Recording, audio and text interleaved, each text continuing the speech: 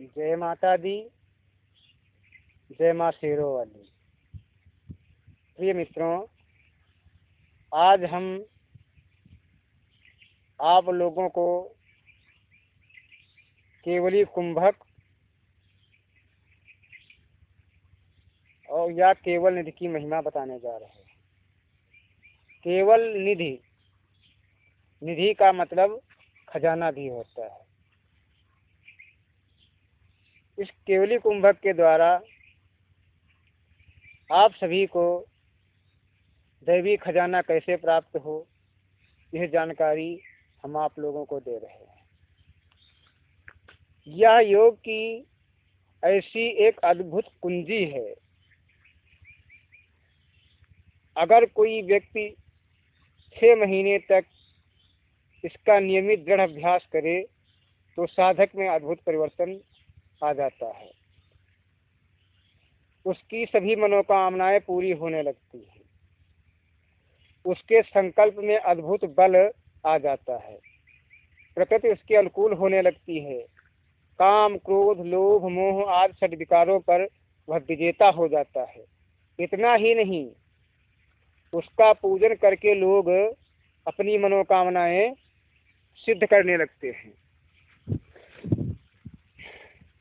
जो साधक पूर्ण एकाग्रता से इस पुरुषार्थ को साधेगा, उसके भाग्य का तो कहना ही क्या। उसकी व्यापकता बढ़ती जाएगी, महानता का अनुभव होगा। वह अपना पूरा जीवन बदला हुआ पाएगा। बहुत तो क्या, 3 ही दिनों के अभ्यास से चमत्कार घटेगा। तुम जैसे पहले थे वैसे अब नहीं रहोगे। काम, क्रोध, लोभ, मोह आदि षड विकारों पर विजय प्राप्त कर सकोगे। काकभूषुंडी जी कहते हैं, मेरे चिरजीवन और आत्मलाभ का कारण यही प्राण कला ही है। अब आप लोगों को हम प्राणायाम की विधि बताते हैं, किस प्रकार से केवल इसके द्वारा दैविक खजाना प्राप्त होता है। प्रातःकालीन सभी क्रियाओं से निवृत्त होकर पूर्व या उत्तर की दिशा की तरफ बैठ जाएं। कंबल का आसन या विद्युत अवरोधक आसन पर पद्मासन की स्थिति में बैठें। गरम कपड़े के लाल व श्वेत आसन का प्रयोग करें। सिर, गर्दन, छाती एक सीधी रेखा में रहे। दाहिने हाथ की तर्जनी को अंगुष्ठ मूल से स्पर्श कराने से बनी मुद्रा में ओम अथवा हरि ओम या अपने गुरु मंत्र का मानसिक जप शुरू कर अंगूठे से नथुना बंद करके बाएं नथुने से गहरा श्वास लो। हाथ के अंगूठे व उंगलियों से दोनों नथुने बंद कर लो। यह पूरक हुआ। जितना समय श्वास रोक सको, जितना समय श्वास रोकने में लगाओ, उससे 4 गुना समय श्वास भीतर रोको।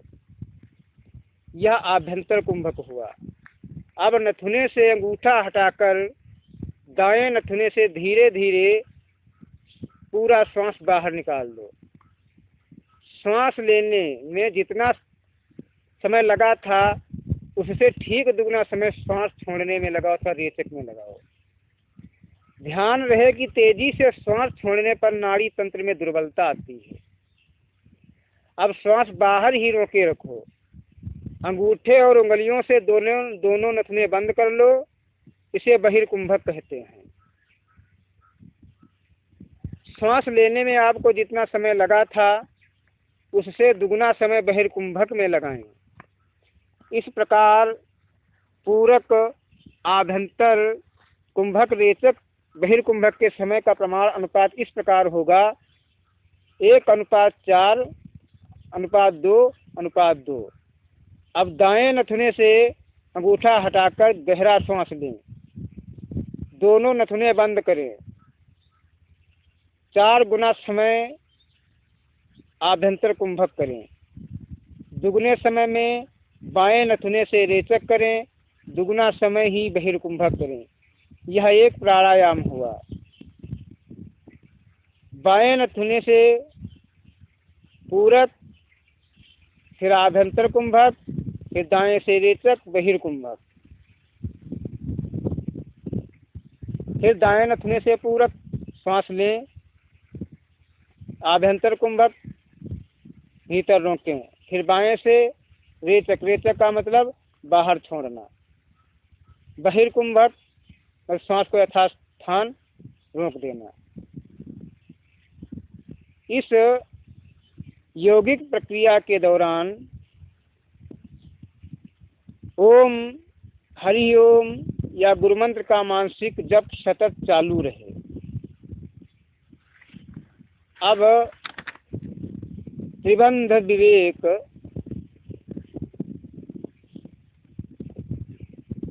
श्वास लेने से पहले गुदा तथा नाभि स्थान को अंदर सिकोड़ लें। इसे क्रमशः मूल बंध या उद्यान बंध कहते हैं। सांस पूरा भरने के बाद ठोड़ी से कंठ पर दबाव डालें। इसे जालंधर बंध कहते हैं। इस प्रकार त्रिबंध के साथ किया गया उक्त प्राणायाम पूरा लाभदायी सिद्ध होगा एवं चमत्कारपूर्ण परिणाम दिखाएगा। इस पूरी प्रक्रिया के दौरान आँखों की पलकें न गिरें। इष्ट, गुरु, ओम या स्वस्ति की प्रतिमा या चित्र अथवा दीपक पर आँखों की पुतलियाँ स्थिर रहें। आँखें पूरी खुली रखने से शक्ति बाहर बहकर क्षीण होती है और बंद रखने से मनोराज्य होता है। अतः आँखें अर्धोन्मील अर्थात आधी खुली आधी बंद रहें। एकाग्रता का दूसरा प्रयोग यह भी है जिह्वा को बीच में रखने का। मन उसमें लगा रहेगा और मनोराज्य नहीं होगा, परंतु इससे भी अर्ध उन्मलित नेत्र ज्यादा लाभ करते हैं। प्राणायाम के बाद त्राटक करने से एकाग्रता बढ़ती है, चंचलता कम होती है, मन शांत होता है। रात भर